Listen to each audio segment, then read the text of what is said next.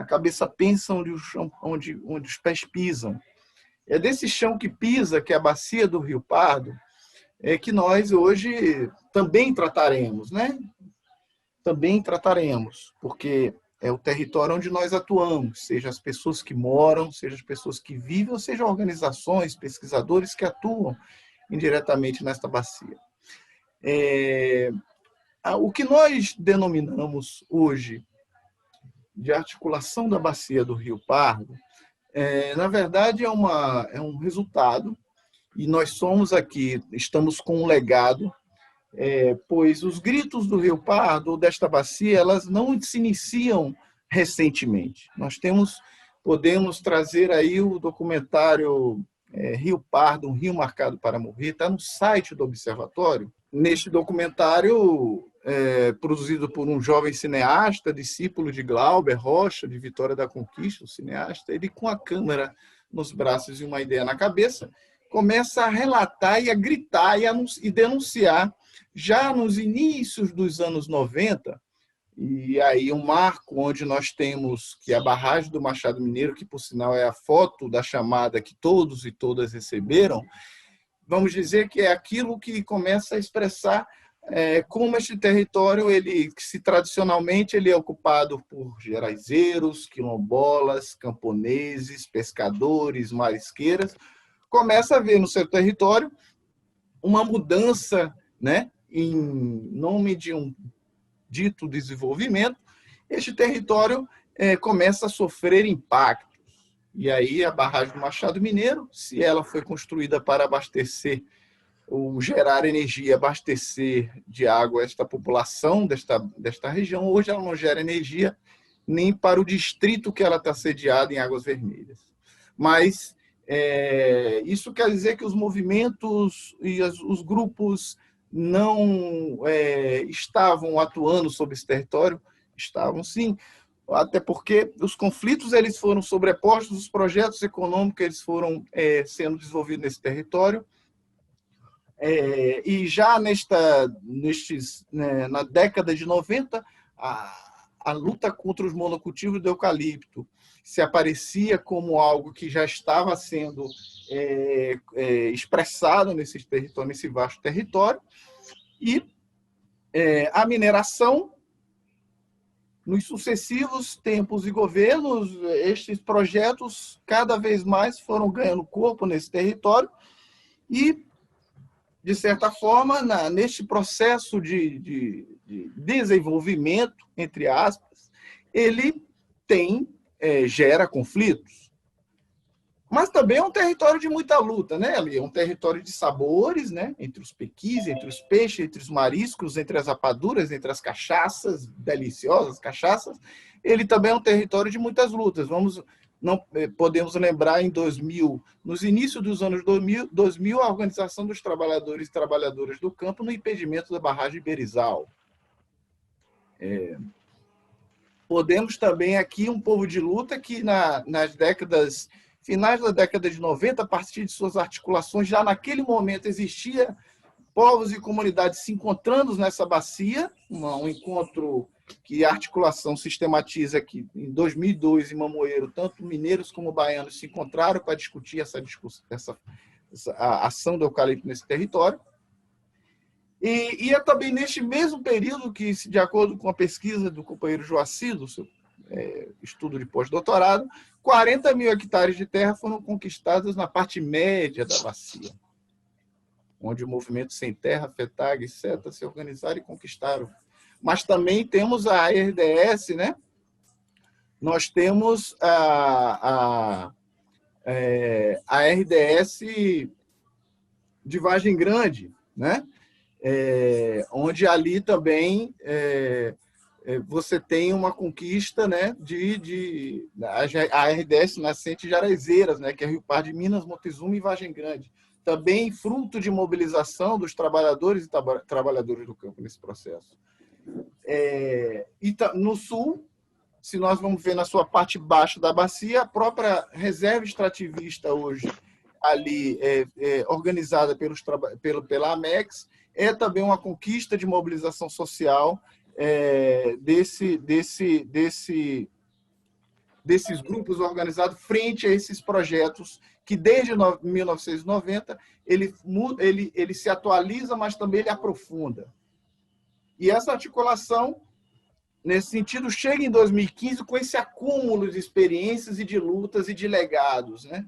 Que nesse processo de movimento nessa bacia, dissemos que nós estamos atuando, estamos articulados, vivendo conflitos diferentes, mas com lutas que se conectam, pois é a ação do capital nesse território que media os conflitos para que a gente possa analisar e saber como reagir. A partir de 2015, no Encontro Canavieiras, a articulação ela surge nessa identidade, né? Então, o que nós chegamos hoje para finalizar essa primeira parte, companheiros e companheiras?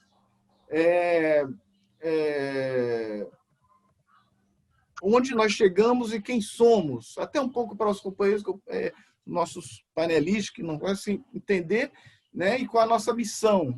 Né? Então, somos uma articulação. Chegamos a seguinte, o que nós temos construído. Né? Então, somos uma articulação composta por agricultores tradicionais, geraizeiros, extrativistas, quilombolas, indígenas, acampados, assentados de reforma agrária, pescadores, marisqueiras, estudantes, pesquisadores, ONGs, igrejas, organizações e movimentos sociais do campo e da cidade que vivem e atuam nesta bacia. Desde sua nascente até a foz, estamos organizados em 3 sub-regiões que denominamos de Alto, Médio e Baixo Rio Pardo, inseridas nos biomas Cerrado, Caatinga e Mata Atlântica. A parte alta compreende o trecho entre os municípios mineiros de Montezuma e Águas Vermelhas, a parte média entre os municípios de Cândido Sales e Potiraguá, e a parte baixa entre os municípios de Pau-Brasil e Canavieiras. Defendemos a água como um bem comum que não deve ser privatizada e anunciamos, por meio de práticas solidárias e agroecológicas realizadas pelos diversos povos que vivem nesta bacia, ações que contribuam para a produção e reprodução da vida, bem como denunciamos atividades econômicas e políticas públicas inadequadas que impactam ou que possam impactar negativamente o Rio Pardo, seus afluentes e toda a sua sociobiodiversidade em nossos territórios.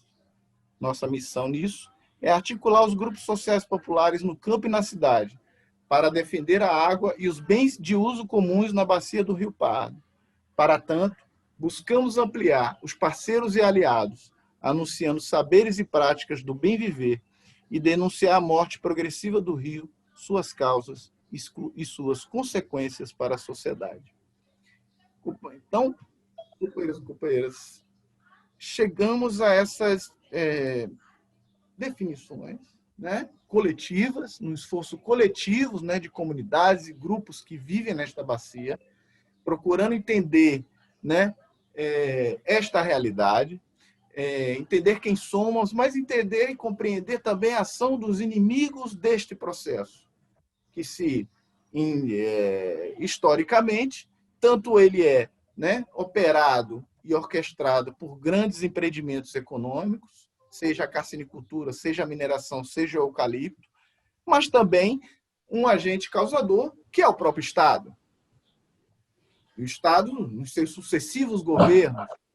O que nós temos agora e aí já querendo abrir o nosso debate e passar as nossas falas, e agradecer desde já, mas o que nós temos agora com essa aprovação da lei, né, 14.026/2020, vamos dizer que é aquilo que o professor Luiz Moraes coloca como uma radicalidade, né, vamos dizer, de um pensamento, o radicalismo do neoliberal na sua cruel face, ou seja, a entrega do patrimônio, os públicos, bens comuns para o capital privado. Isso coloca em alerta os grupos e organizações que compõem esta bacia, pois nós, neste mesmo coletivo, interpretamos que a questão não é escassez de água.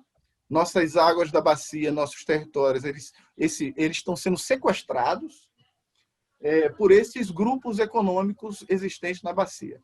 Como reagir, como lidar com a situação? Este tem sido um desafio constante neste grupo e aprendendo, né, com as diversas formas de luta desses povos que compõem essa imensa bacia, mas também aproveitar esse momento, desse contexto, com a aprovação dessa lei, que agora foi sancionada, e percebendo o impacto, o aprofundamento, né, da água como mercadoria, né, e aí na sua forma mais clássica, ela vai estar ali sendo, como o companheiro Joacir fala, esse projeto, o filé vai ficar para eles e o que a carne de terceira vai ficar para os povos que historicamente marginalizados. Tendo em vista que nós temos 35 milhões de pessoas sem acesso à água tratada e cerca de 100 milhões sem saneamento básico.